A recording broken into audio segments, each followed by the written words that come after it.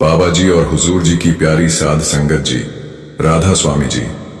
संगत जी, कल 26 अक्टूबर को इस महीने का आखिरी भंडारा ब्यास में संपन्न हुआ, लेकिन डेरे गई संगत बहुत ज्यादा उदास थी, क्योंकि 24, 25 और 26 तीनों दिन के कार्यक्रम में बाबा जी स्टेज पर नहीं आए।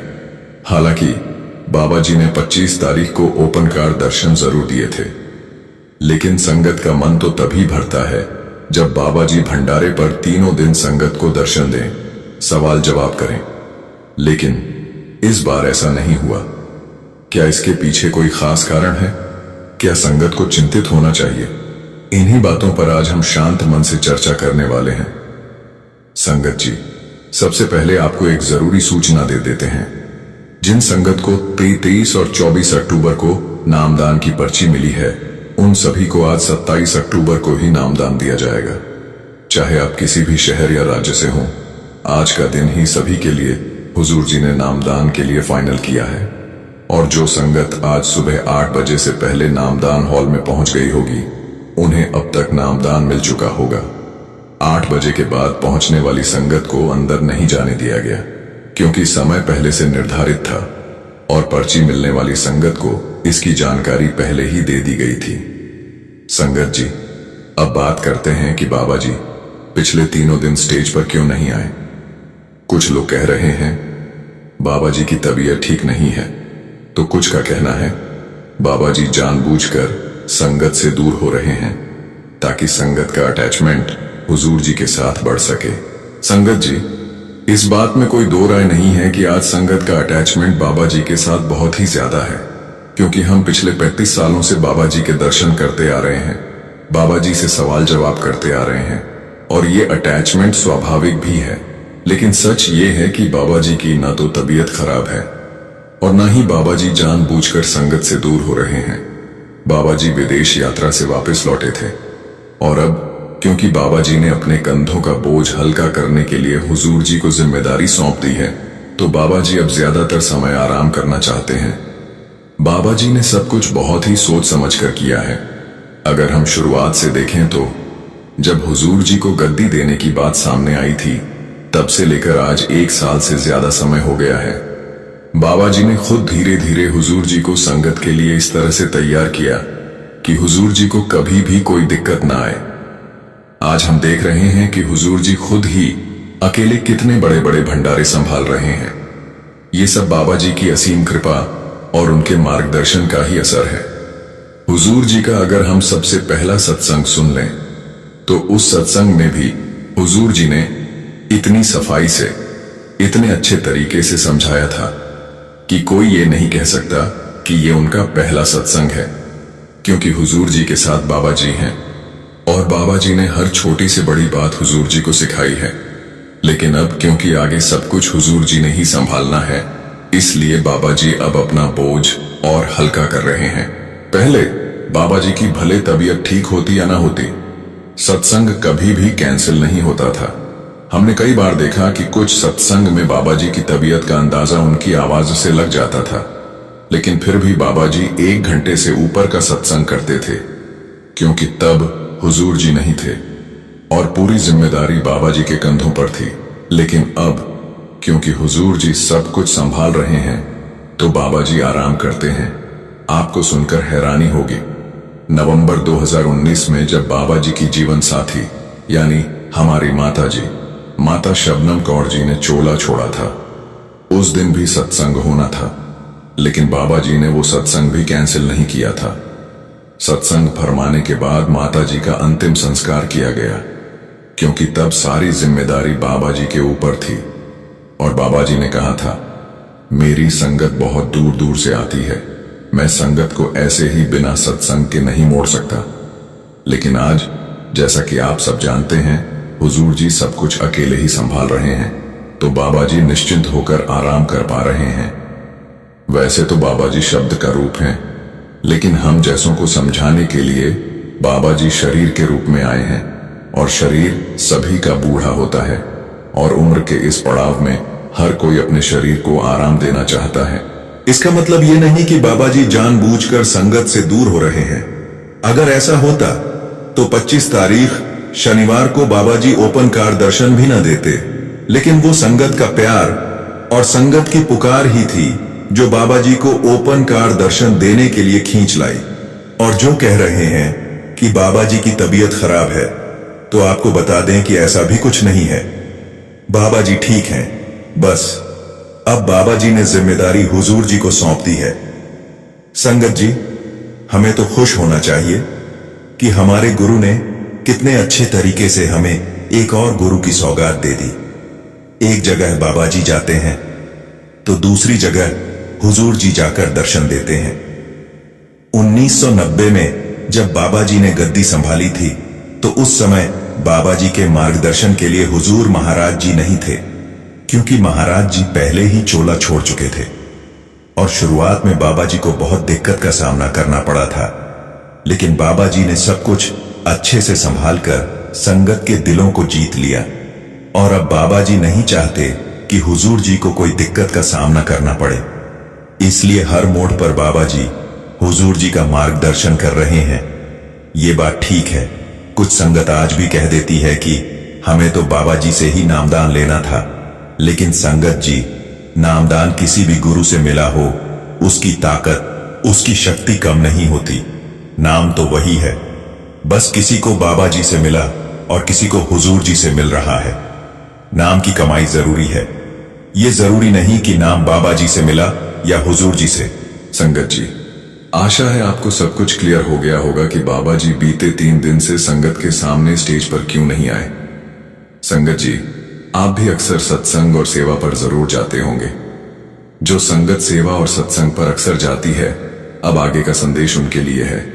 ये संदेश आपका जीवन बदल कर रख देगा। इसलिए इस बात को, इस घटना को पूरा सुनकर जाना जी। संगत जी, सत्संगी बन जाना तो आसान है, पर सच्चे अर्थों में सत्संग की राह पर टिके रहना और सतगुरु से किए वचनों को निभाना हर किसी के बस की बात नहीं होती। बहुत से भाई बहन यह कहते मिल जाते हैं कि सत्संग में तो वही बातें बार बार सुनाई जाती हैं, बस शब्द अलग होते हैं। इसी सोच के कारण कई लोग नियमित रूप से सत्संग जाने से कतराते हैं। मन हुआ तो चले गए, नहीं हुआ तो हफ्तों हफ्तों तक नहीं गए। कुछ ऐसे भी हैं जिन्हें सेवा का अवसर मिल भी जाए तो वे यह कहकर हाथ खींच लेते हैं कि समय ही नहीं निकल पाता। आज की इस वीडियो में मैं आपको एक ऐसा सच्चा प्रसंग सुनाने जा रहा हूं जिसे यदि आपने पूरे दिल से सुन लिया तो हो सकता है आप खाना, आराम या अपनी कई आदतें छोड़ दें, लेकिन सत्संग और सेवा को कभी छोड़ने का मन नहीं करेगा। यह प्रेरणादायक घटना आपके भीतर ऐसी ऊर्जा और जोश भर देगी कि आपकी सोच, आपका नजरिया, पूरा जीवन बदल सकता है। ये बात 1990 के दशक की है, जब बाबा जी ने गद्दी संभाली और सत्संग देना प्रारंभ किया। तो उन्होंने एक बात पर अक्सर ध्यान दिया। जहां जहां भी सत्संग होता, देश के किसी भी कोने में एक बुजुर्ग सेवादार जैसे हर बार सबसे पहली पंक्ति में मौजूद होते थे। कोई भी सत्संग हो, वे हमेशा सबसे आगे बैठे दिखाई देते। सिर्फ इतना ही नहीं, बाबा जी ने यह भी गौर किया कि जब सेवादारों को दर्शन दिए जाते, तब भी वही बुजुर्ग हर बार सेवादारों की पंक्ति में नजर आते। अलग अलग शहरों और अलग अलग सत्संग कार्यक्रमों में बाबा जी उन्हें कई बार नोटिस कर चुके थे। एक बार सत्संग के दौरान बाबा जी ने अपने एक सेवादार को हल्के से इशारा किया और कहा कि उस बुजुर्ग को सत्संग के बाद मेरी कोठी में ले आना। सत्संग समाप्त होने पर बाबा जी मंच से नीचे आए और अपनी कोठी की ओर चले गए। जिसे जिम्मेदारी दी गई थी, वह सेवादार तुरंत उस बुजुर्ग के पास पहुंचा और बोला, बाबा जी आपको भीतर बुला रहे हैं। यह सुनते ही बुजुर्ग की खुशी का ठिकाना नहीं रहा। उनके चेहरे पर जो चमक और भाव था, वह शब्दों में बयान नहीं किया जा सकता। सेवादार के साथ वे अंदर पहुंचे और बाबा जी के इतने समीप दर्शन पाकर उनका हृदय भाव विभोर हो गया। बाबा जी ने प्रेम से पूछा, बाबा जी मैं आपको हर सत्संग में सबसे आगे बैठा देखता हूं। साल भर में जितने भी सत्संग होते हैं, आप हर बार मौजूद रहते हैं और सत्संग से पहले और बाद की सेवा में भी पूरे मन से जुड़े रहते हो। क्या आपके घर वाले कभी आपको इतना सत्संग और सेवा करने से रोकते नहीं या कोई शिकायत नहीं करते? बुजुर्ग मुस्कुराए और विनम्रता से बोले, बाबा जी, मेरे घर में मेरी पत्नी ही है। मेरी दोनों बेटियों की शादी कई साल पहले हो चुकी है। मेरी पत्नी खुद मुझे सत्संग पर जाने के लिए प्रेरित करती है। उनकी तबीयत ऐसी नहीं है कि वे खुद आकर सत्संग में बैठ सकें या सेवा कर सकें, लेकिन वे हमेशा यही कहती हैं कि जब तक तुम्हारा शरीर साथ दे रहा है, इसे गुरु के काम में लगाओ। बाबा जी, मैंने तो अपना यह तन पूरी तरह आपके नाम कर दिया है। मेरी यही प्रार्थना है कि जब भी मेरी अंतिम सांस निकले तो वो गुरु घर की सेवा करते हुए ही निकले। बाबा जी ने प्रेम भरी दृष्टि से उनकी बात सुनी। वे भली भांति जानते थे कि इस बुजुर्ग के भीतर सेवा और सत्संग के लिए इतनी गहरी लगन क्यों है, लेकिन फिर भी उन्होंने सहज भाव से पूछा, बाबा जी बताइए, आपको सेवा और सत्संग से इतना प्रेम कैसे हो गया? यह लगाव कहां से आया? बुजुर्ग ने विनम्र स्वर में अपनी जीवन कथा सुनानी शुरू की। बाबा जी, पहले मैं बहुत बुरे रास्तों पर था। मांस और शराब मेरे रोजमर्रा के हिस्से बन चुके थे। मालिक की ओर ध्यान देने का तो सवाल ही नहीं था। मैं दुनियावी सुखों में पूरी तरह उलझा हुआ था। बुजुर्ग आगे बोले, जब मेरी उम्र 60 वर्ष के करीब पहुंची, तभी अचानक स्वास्थ्य बिगड़ने लगा। पेट में लगातार तेज दर्द रहता था। जांच करवाई तो डॉक्टर ने बताया कि पेट में एक रसौली बन गई है और उसका तुरंत ऑपरेशन करना बेहद जरूरी है।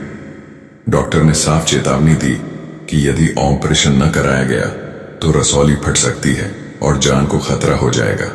उन्होंने मुझे कहा, घर वालों से बात कर लीजिए और तय तारीख लेकर ऑपरेशन करा लीजिए। डॉक्टर की बात सुनकर मैं घबरा गया। घर आकर मैंने सारी बात पत्नी को बताई तो वह भी बहुत परेशान हो गई। उन दिनों मेरा एक बहुत करीबी मित्र था। अब तो वो दुनिया छोड़ चुका है।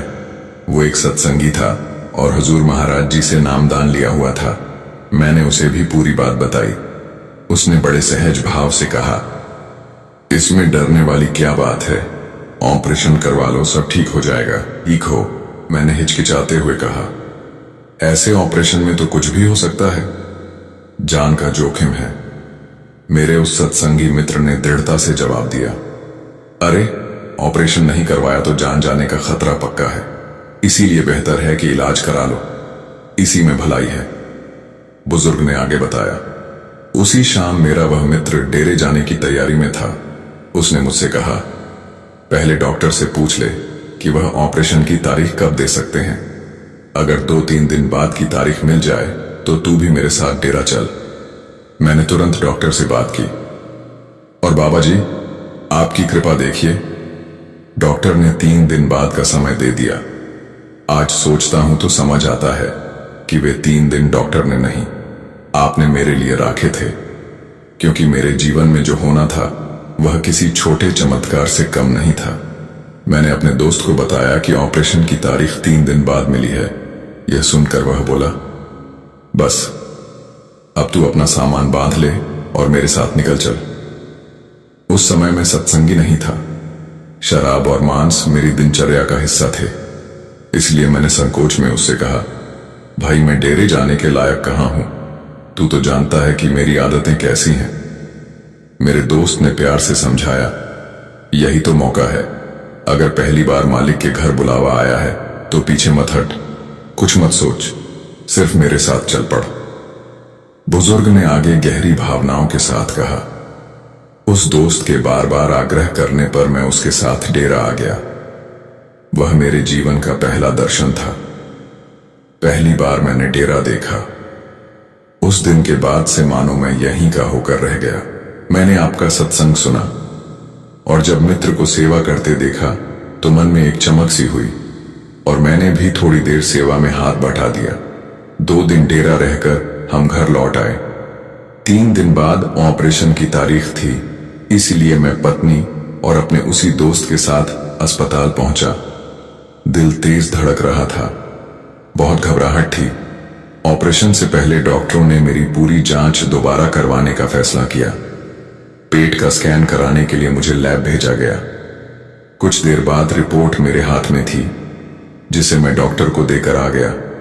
रिपोर्ट देखते ही डॉक्टर अजीब से अंदाज में बोले, आप हमसे मजाक कर रहे हैं? मैं स्तब्ध था। समझ ही नहीं आया कि वे ऐसा क्यों कह रहे हैं। डॉक्टर ने गंभीर स्वर में कहा, अगर आपने किसी और जगह जाकर ऑपरेशन करवा लिया है तो फिर यहां ऑपरेशन के लिए क्यों आए हैं? यह सुनकर मैं हक्का बक्का रह गया। मैंने कहा, डॉक्टर साहब, आप कैसी बातें कर रहे हैं? डॉक्टर ने कंप्यूटर स्क्रीन पर स्कैन की इमेज दिखाते हुए कहा, देखिए, आपके पेट में जो रसौली 3 दिन पहले थी वह अब बिल्कुल नहीं है। इसका मतलब साफ है, या तो रसौली किसी तरह हट चुकी है या आपने ऑपरेशन करवा लिया है। मैंने तुरंत अपनी कमीज ऊपर उठाकर पेट दिखाया और कहा, आप खुद देख लीजिए, क्या आपको कहीं ऑपरेशन का एक भी निशान दिखाई दे रहा है? डॉक्टर ने ध्यान से देखा और उनकी आंखें अविश्वास में फैल गईं, मानो उन्हें अपने ही विज्ञान पर भरोसा न हो रहा हो। बुजुर्ग ने आगे बताया, डॉक्टर को लगा कि शायद लैब की रिपोर्ट ही गलत है। उन्होंने तुरंत लैब में फोन कर पुष्टि करवाई। वहां से जवाब मिला कि रिपोर्ट बिल्कुल सही है, कोई गड़बड़ी नहीं हुई। फिर भी डॉक्टर को विश्वास नहीं हुआ, इसलिए उन्होंने मुझे दूसरी लैब में भेज दिया। उनके मन में सवाल था कि 3 दिन में इतनी बड़ी रसौली अपने आप कैसे गायब हो सकती है। दूसरी लैब की रिपोर्ट आई और उसमें भी रसौली का नाम निशान नहीं था। अब तो डॉक्टर और मेरा दोनों का सिर चकरा गया। बाहर बैठी मेरी पत्नी और मेरा मित्र जब यह सुनकर अंदर आए, वे भी स्तब्ध रह गए। डॉक्टर को अब भी यकीन नहीं हो रहा था। वह खुद मेरे साथ तीसरी लैब गया और अपने सामने स्कैनिंग करवाई, लेकिन कंप्यूटर स्क्रीन पर भी रसौली का कोई अता पता नहीं था। डॉक्टर ने गहरी सांस लेकर कहा, अपने पूरे डॉक्टर जीवन में मैंने ऐसा कुछ कभी नहीं देखा। मैं सच में नहीं समझ पा रहा कि यह कैसे संभव हुआ। अस्पताल से बाहर आते ही मेरे सत्संगी मित्र ने मेरा हाथ पकड़कर कहा, भाई, समझ नहीं आता तुझे? बाबा जी ने तेरे कर्म काटने के लिए ही तुझे डेरे बुलाया था। उस दिन घर पहुंचकर रात भर मैं सो नहीं पाया। आपकी छवि, आपका स्वरूप मेरी आंखों के सामने घूमता रहा। उसी ध्यान में पता नहीं कब नींद आ गई और रात में आपने मेरे सपने में दर्शन दिए। आपने मुस्कुराते हुए कहा, आश्चर्य क्यों करता है, यह तो तेरी एक दिन की सेवा का फल था। तूने निष्काम भाव से सेवा की और सत्संग सुना, मालिक ने उसका प्रतिफल दे दिया। यह कहकर आप ओझल हो गए और मेरी नींद खुल गई। बुजुर्ग ने आगे भावुक होकर बाबा जी से कहा, बाबा जी, जरा सोचिए, सिर्फ एक दिन सेवा करने और एक सत्संग सुनने से आपने मेरा इतना भारी कर्म काट दिया। अगर मैं जीवन भर सेवा और सत्संग से जुड़ा रहूं तो मेरा तो पूरा जीवन संवर सकता है। बाबा जी मुस्कुराए और बड़े प्रेम से बोले, बेटा, जब मालिक की नजर एक कर्म होती है, वह पलक झपकते बड़े से बड़े दुख मिटा देता है। पर याद रखना, मालिक से कभी कुछ मांगना नहीं, बस उसके फैसलों पर भरोसा रखो। फिर बाबा जी ने समझाया, सत्संग और सेवा बहुत सुंदर बातें हैं, करते रहो, पर असली सेवा जो तुम्हें दी गई है वह है भजन सिमरन। उसके लिए समय निकालना ही सबसे जरूरी है। उसी राह पर चलकर आत्मा मुक्त होती है। बुजुर्ग ने हाथ जोड़कर बाबा जी को राधा स्वामी कहा और विनम्रता से वहां से लौट आए। संगत जी, इस घटना को आपके साथ साझा करने का उद्देश्य यह बिल्कुल नहीं कि आप किसी लाभ या चमत्कार की इच्छा से सेवा या सत्संग की ओर बढ़ें। मालिक की मेहर कब किस रूप में किस पर हो जाए यह किसी को नहीं पता। हमारा काम है निष्काम सेवा करना। आगे मालिक की मर्जी, मालिक जिस भी हाल में रखे, हमें खुश रहना है, मालिक के भाने में रहना है। हमें तो बस एक ही भावना रखनी है, निष्काम भाव। दिल में किसी भी चाह या लालच की परछाई तक न हो, तभी सत्संग और सेवा का असली फल मिलता है। यही एक बात हमेशा दिल में बसाकर रखिए। मालिक जब मेहर करता है तो हमारी छोटी सी सेवा के बदले वो हमें वो बख्श देता है जिसकी हमने सोच भी नहीं होती। इसलिए सेवा कीजिए, पर स्वार्थ या अपेक्षा के बिना, और सत्संग को कभी हल्के में न लें या मिस न करें। हां, यह सही है कि सत्संग में अक्सर वही बातें दोहराई जाती हैं। क्यों? क्योंकि जब एक ही सीख बार बार हमारे मन में डाली जाती है तभी वह हमारे स्वभाव का हिस्सा बनती है और हम उस पर चलना शुरू कर देते हैं। जैसे कोई बच्चा परीक्षा की तैयारी करते हुए उसी सिलेबस को दर्जनों बार दोहराता है, क्योंकि दोहराव से बातें दिमाग में पक्की बैठती हैं और परीक्षा के समय वही काम आती हैं। उसी तरह जैसे शरीर को हर दिन भोजन की जरूरत होती है, वैसे ही आत्मिक उन्नति के लिए रोजाना सत्संग का आहार जरूरी है। इसलिए सत्संग सुनते रहिए और सेवा का अवसर मिले तो कभी हाथ से न जाने दें। संगत जी, अब एक प्यारी सी घटना उन संगत के लिए जो सत्संगी तो हैं, लेकिन जब कोई काम करवाना होता है तो किसी सयाने या किसी ज्योतिषी को ढूंढने लगते हैं, क्योंकि ऐसे लोगों को अपने गुरु पर विश्वास ही नहीं होता कि गुरु उनका काम बनवा सकते हैं। यह घटना पंजाब में लुधियाना के पास बसे एक गांव की है, जहां एक सत्संगी परिवार रहता था। यह परिवार अपने प्रेम और समर्पण के लिए जाना जाता था। चाहे सत्संग सुनने की बात हो या गुरु घर में सेवा करने की, वे हर अवसर पर तन मन धन से आगे बढ़कर सेवा निभाते थे। उनके घर के बिल्कुल पास एक हिंदू परिवार रहता था। दोनों घरों की महिलाओं के बीच गहरी मित्रता थी। समय के साथ उस हिंदू परिवार का बेटा पढ़ाई के लिए विदेश जाने की तैयारी करने लगा। परिवार ने बड़े अरमानों से उसके लिए वीजा आवेदन किया, लेकिन पहला आवेदन रिजेक्ट हो गया। उन्होंने हिम्मत नहीं हारी और कुछ दिनों बाद दोबारा आवेदन किया, मगर इस बार भी वीजा नहीं मिला। लगातार इनकार मिलने से परिवार बेहद मायूस हो गया। न सिर्फ उनका मन टूट रहा था, बल्कि बार बार आवेदन करने में उनका काफी पैसा भी बर्बाद हो चुका था। जब इस बात की खबर सत्संगी बीबी को मिली तो एक दिन पड़ोसन ने उनसे बातचीत में दुख व्यक्त करते हुए कहा, मुझे पता चला कि तुम भी अपने बेटे को विदेश भेजना चाहती हो, पर बार बार वीजा रिजेक्ट हो रहा है और पैसे भी हाथ से निकलते जा रहे हैं। इसके बाद उसने बड़ी आत्मीयता से सलाह दी, तुम परेशान मत होना, जहां से हमने अपने बेटे का वीजा लगवाया था तुम भी एक बार वहीं से कोशिश करके देखो, शायद इस बार सफलता मिल जाए। कुछ समय बाद सत्संगी बीबी ने अपनी पड़ोसन की बात मानकर उसी जगह से फिर एक बार अपने बेटे का वीजा आवेदन कर दिया, लेकिन किस्मत ने इस बार भी साथ नहीं दिया। वीजा फिर से रिजेक्ट हो गया। यह लगातार असफलता उनकी हिम्मत तोड़ने लगी। वे मन ही मन सोचने लगी, दूसरे सबके बच्चे विदेश जा रहे हैं, पढ़ रहे हैं, आगे बढ़ रहे हैं, फिर मेरा बेटा ही क्यों बार बार कोशिश करने के बाद भी नहीं जा पा रहा। इस बात ने उन्हें भीतर तक निराश कर दिया। यह देखकर उनकी पड़ोस वाली बीबी ने सलाह दी, तुम मेरे साथ हमारे पंडित जी के पास चलो, अपने बेटे की कुंडली भी साथ ले चलना, शायद कोई कारण निकल आए। सत्संगी बीबी ने तुरंत इनकार कर दिया और बड़े विश्वास से कहा, मुझे मेरे सद्गुरु पर पूरा भरोसा है। मेरा काम जब होना होगा मेरे मालिक खुद रास्ता खोल देंगे। उनके घर देर हो सकती है, लेकिन अंधेर कभी नहीं। लेकिन पड़ोस वाली बीबी के लगातार आग्रह करने पर वे अंततः बेटे की कुंडली लेकर उसके साथ पंडित के पास चली गईं। दोनों ने पंडित जी के सामने बैठकर पूरी समस्या बताई। पंडित ने कुंडली देखने को कहा तो उन्होंने अपने बेटे की कुंडली आगे बढ़ा दी। जैसे ही पंडित ने कुंडली पर नजर डाली, उसके चेहरे के भाव बदल गए। कुछ क्षण रुककर वह बोला, आपके बेटे को अब तक जो भी सुरक्षा मिली है वह सिर्फ आपकी वजह से है। आपके सद्गुरु की कृपा आप और आपके परिवार पर लगातार बनी हुई है। इसी वजह से किसी भी प्रकार की बड़ी विपत्ति आपको कभी छू नहीं पाई।